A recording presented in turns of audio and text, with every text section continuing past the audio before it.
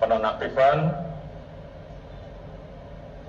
Kapolres Metro Selatan, Karopaminal, Kadif Propam Polri, Karopropos. Kemudian tim sus juga telah melakukan pemeriksaan terhadap pelanggaran kode etik profesi Polri ataupun tindakan untuk merusak, menghilangkan barang bukti, mengaburkan, dan merekayasa dengan melakukan mutasi ke Yanma Polri, dan saat ini semuanya dilakukan pemeriksaan. Kemarin ada 25 personil yang kita periksa dan saat ini bertambah menjadi 31 personil. Kita juga telah melakukan penempatan khusus kepada 4 personil beberapa waktu yang lalu dan saat ini bertambah menjadi 11 personil Polri, terdiri dari 1 bintang 2, 2 bintang 1, 2 kombes, 3 AKBP, 2 kompol, dan 1 AKP. Dan ini kemungkinan masih bisa bertambah. Selanjutnya, untuk menjaga transparansi dan akuntabilitas dalam penanganan kasus ini, kita telah melibatkan pihak-pihak eksternal seperti rekan-rekan di Komnas HAM yang saat ini masih terus bekerja dan juga mitra kami di Kompolnas selaku pengawas kepolisian. Kami juga telah memberikan ruang seluas-luasnya kepada masyarakat, terutama keluarga korban, seperti beberapa waktu yang lalu, untuk kita berikan ruang otopsi ulang atau ekshumasi dan juga melayani laporan polisi dari pihak korban. Dan tentunya ini adalah merupakan wujud transparansi yang kami lakukan. Alhamdulillah, saat ini tim sus telah mendapatkan titik terang dengan melakukan proses-proses penanganan dan pemeriksaan secara saintifik dengan melibatkan kedokteran forensik, olah TKP, dengan melibatkan tim puslapor untuk menguji balistik, mengetahui perkenalan alur dan tembakan, pendalaman terhadap CCTV dan handphone oleh puslapor, biometrik identification oleh Pusinafis, serta tindakan lain yang tentunya bersifat ilmiah.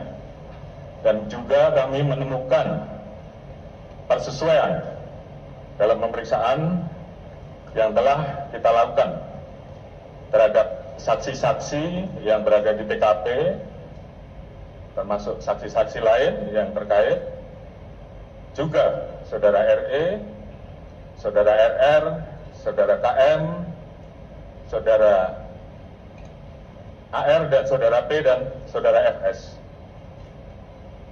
Ditemukan perkembangan baru bahwa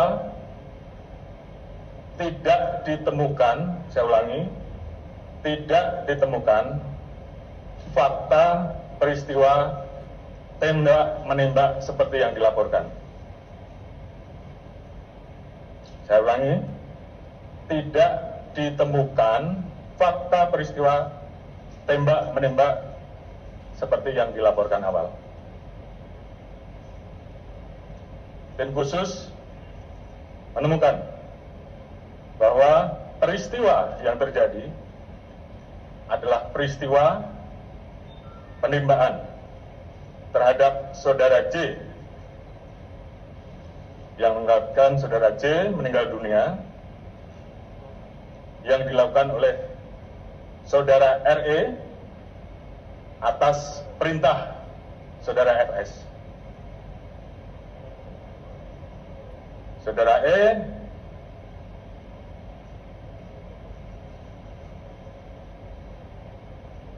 telah mengajukan GC dan saat ini itu juga yang membuat peristiwa ini menjadi semakin terang. Kemudian, untuk membuat seolah-olah telah terjadi tembak-menembak, Saudara FS melakukan penembakan dengan senjata milik Saudara J ke dinding berkali-kali untuk membuat kesan seolah telah terjadi tembak-menembak. Terkait apakah Saudara FS menyuruh ataupun terlibat langsung dalam penembakan, saat ini tim terus melakukan pendalaman terhadap saksi-saksi dan pihak-pihak yang terkait. Kemarin kita telah tetapkan 3 orang tersangka, yaitu Saudara RE, Saudara RR, dan Saudara KM. Tadi pagi dilaksanakan gelar perkara dan tim sus telah memutuskan untuk menetapkan Saudara FS sebagai tersangka. Bisa ulangi, tim sus telah menetapkan Saudara FS sebagai tersangka. Terkait dengan pasal apa yang disangkakan dan proses penyidikannya nanti akan dijelaskan secara khusus oleh Pak Kabariskim selaku tim penyidik, dan juga beberapa hal yang memang akan dijelaskan oleh Pak Irwasum sebagai ketua tim sus yang mengawali bagaimana proses ini menjadi terang benderang. Kemudian motif atau pemicu terjadinya peristiwa penembakan tersebut saat ini tentunya sedang dilakukan pemeriksaan dan pendalaman terhadap saksi-saksi, termasuk terhadap Ibu BC. Terkait dengan penanganan oleh tim Irsus, terkait dengan proses dugaan pelanggaran terhadap kode etik ataupun pelanggaran tindak pidana lain yang ditemukan selain peristiwa utama, nanti akan dijelaskan secara khusus oleh Pak Irwasum. Dan juga tentunya ada beberapa proses yang akan terus kami lakukan untuk melakukan audit. Mungkin selanjutnya saya serahkan kepada Pak Irwasum untuk mungkin bisa menyampaikan beberapa hal. Yang dilaksanakan tim sus khususnya dalam pelaksanaan proses khusus. Bahwa tim sus ini dibentuk oleh Bapak Kapolri yang beranggota lengkap, yang langsung sebagai penanggung jawab Bapak Kapolri, jadi Baris Polri, Itwasum Polri, kemudian Mbak Intelkam, SSDM, Pusdokes, dan DTIK. Kemudian Bapak Kapolri selalu menekankan pada saat rapat beliau menyampaikan, kedepankan scientific crime investigation. Saya memahami dan tim sus memahami kepada para media dan masyarakat, selama 1 minggu pertama dibentuk, kami memahami seolah-olah tim sus tidak bergerak. Kami memahami itu. Karena apa yang diutarakan Bapak Kapolri tadi memang benar. Kami mengalami kesulitan karena pada saat pelaksanaan olah TKP awal dilaksanakan tidak profesional, kurang profesional. Dan beberapa alat bukti pendukung sudah diambil. Selama 1 minggu kami bergerak mendalami, kemudian kami mendapatkan informasi intelijen dari Baintelkam Polri bahwa dijumpai ada beberapa personil yang diketahui mengambil CCTV dan yang lain-lainnya. Oleh karena itu, Itpasum membuat sesuatu perintah gabungan dengan melibatkan Divpropam Polri dan Barisim Polri telah melaksanakan pemeriksaan khusus kepada 56 personil Polri. Dari 56 personil Polri tersebut terdapat 31 personil Polri yang dari Bapak Kapolri sampaikan yang diduga patut juga melanggar kode etik profesional Polri atau KKEP. Kemudian yang melakukan pelanggaran, tadi Bapak Kapolri sudah menyampaikan, 11 dilaksanakan penempatan khusus, yang 3 perwira tinggi ditempatkan di Mako Brimob Polri. Ada hal yang menonjol pada saat melaksanakan pemeriksaan khusus ini terhadap Barada RE yang bersangkutan pada saat dilaksanakan pemeriksaan mendalam ingin menyampaikan unek-unek. Dia pengen menulis sendiri, tidak usah ditanya Pak, saya menulis sendiri. Yang bersangkutan menulis dari awal bahwa dia melaksukan adalah yang bersangkutan, dengan dilengkapi dengan cap jempol dan materai. Dari itulah pemeriksaan Riksus, karena sudah ada unsur pidananya, maka kita limpahkan kepada Baris Krim Polri untuk melakukan tindakan penyidikan lebih lanjut. Termasuk juga kepada Bribka RR pada saat dilaksanakan penyidikan pemeriksaan khusus juga demikian. Adanya dugaan tidak pidana, maka juga kami limpahkan kepada Baris Krim Polri untuk dilakukan pemeriksaan lebih lanjut. Kemudian kemarin kami melaporkan kepada Kapolri bahwa tim sus seluruhnya melaksanakan pemeriksaan mendalam kepada FS di Makobrimob. Setelah dilakukan pemeriksaan mendalam, maka juga telah ditemukan bukti yang cukup bahwa FS adalah melakukan tidak pidana. Maka dari Pak Kapolri menyampaikan setelah gelar perkara dan sudah ditetapkan sebagai tersangka. Oleh karena itu, kami menjelaskan bahwa ke-31 personil yang melanggar kode etik Polri, dari Baris Krim Polri ada 2 personil, 1 pamen, perempatan pamen, dan 1 pama. Di Propam Polri ada 21 personil, perwira tinggi 3, perwira menengah 8, perwira pertama 4 personil, bintara 4, dan tamtama 2 personil. Kemudian personil Polda Metro Jaya sementara ada 7 personil, perwira pangkat menengah 4 personil, dan perwira pertama 3 personil.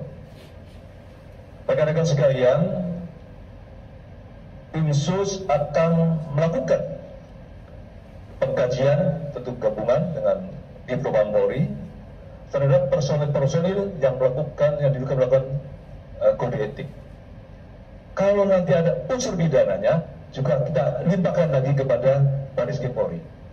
Tetapi kalau melakukan kode etik, maka tentu Divpropam Polri akan melakukan sidang kode etik terhadap personil tersebut.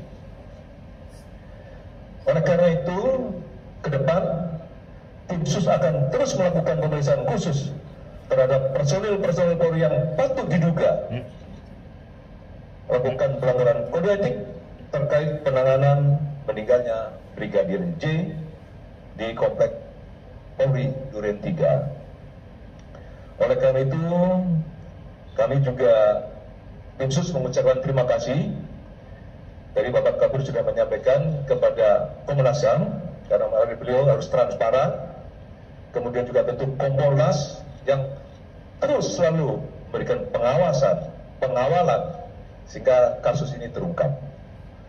Kemudian juga tentunya kami mengucapkan terima kasih kepada seluruh masyarakat yang telah memberikan support dan dukungannya kepada tim sus, walaupun menunggu, namun sudah ada titik terang dan sehingga terungkap. Termasuk juga tentu kepada seluruh anggota Polri yang saya cintai, karena memang banyak sekali WA yang masuk. Terima kasih kepada seluruh anggota. Saya kira itu Bapak Kapolri. Terima kasih. Assalamualaikum warahmatullahi wabarakatuh. Menyaksikan penembakan korban. KM turut membantu dan menyaksikan penembakan terhadap korban. Irjen Pol FS menyuruh melakukan dan menskenario peristiwa seolah-olah terjadi peristiwa tembak-menembak di rumah dinas Irjen Pol Ferdi Sambo di Komplek Polri Duren 3. Berdasarkan hasil pemeriksaan keempat tersangka, menurut perannya masing-masing, penyidik menerapkan pasal 340 subsidiar pasal 338 junto pasal 55, 56 KUHP dengan ancaman maksimal hukuman mati, penjara seumur hidup, atau penjara selama-lamanya 20 tahun. Demikian Bapak Kapolri yang dapat kami sampaikan. Mudah-mudahan ini bisa memberikan jawaban kepada masyarakat atas keseriusan institusi Polri untuk menjaga marwahnya kepada masyarakat. Terima kasih. Wassalamualaikum warahmatullahi wabarakatuh. Pasal 340, saya ulangi, pasal 340, subsidiar pasal 338, junto pasal 55 dan 56 terkait dengan 4 orang yang tadi sudah disebutkan, dan tentunya ini akan terus dilaksanakan pemeriksaan tambahan. Tentunya langkah-langkah dari tim sus ini adalah merupakan wujud komitmen Polri untuk mengusut tuntas perkara ini secara akuntabel, jujur, terbuka, transparan, sesuai dengan harapan masyarakat dan arahan Bapak Presiden untuk mengusut tuntas. Jangan ragu-ragu, jangan ada yang ditutup-tutupi, ungkap kebenaran sehingga dapat dipertanggungjawabkan kepada publik. Terkait dengan